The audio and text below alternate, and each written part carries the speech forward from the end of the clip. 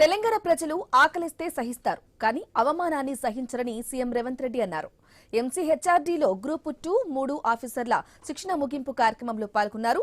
ఇక ప్రజల ఆకాంక్షలకు అనుగుణంగా అధికారులు పనిచేయాలని రేవంత్ సూచించారు.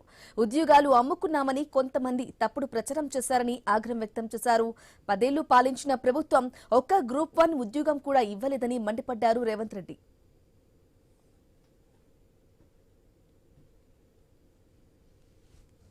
ఉమ్మడి రాష్ట్రంలో 2011లో గ్రూప్ 1 పరీక్షలు నిర్వహిస్తే నియామక పత్రాలు నాకు తెలిసి 2019లో నియామక పత్రాలు అందించారు.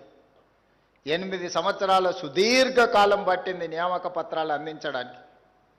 కానీ 2011లో నిర్వహించిన గ్రూప్ 1 పరీక్షలు 2025 సంవత్సరం వరకు దాదాపుగా 15 సంవత్సరాలు పోటీ పరీక్షలే నిర్వహించలేని పరిస్థితిలో ఉమ్మడి రాష్ట్రం కానీ తెలంగాణ రాష్ట్రంలో పరిస్థితులు ఉండే.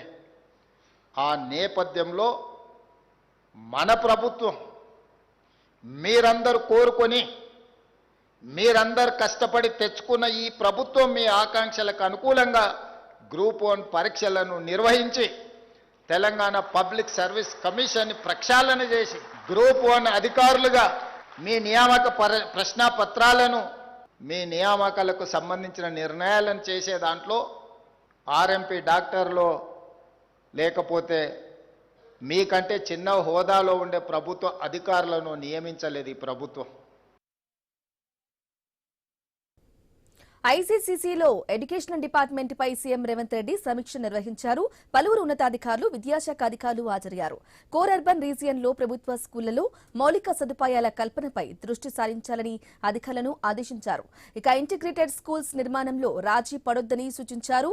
భారతీయ విద్యాభవన్, జూబ్లీహిల్స్ పబ్లిక్ స్కూళ్లలో ఉన్న మౌలిక సదుపాయాలు ప్రభుత్వ పాఠశాలలో ఉండాలని తెలిపారు. ప్రభుత్వ పాఠశాలలు, కళాశాలలో బ్రేక్ఫాస్ట్ స్కీమ్ను పకడ్బందీగా అమలు చేయాలన్నారు. బ్రేక్ఫాస్ట్ స్కీమ్లో తప్పనిసరిగా పాలు అందించాలని అధికారులను కోరారు ముఖ్యమంత్రి.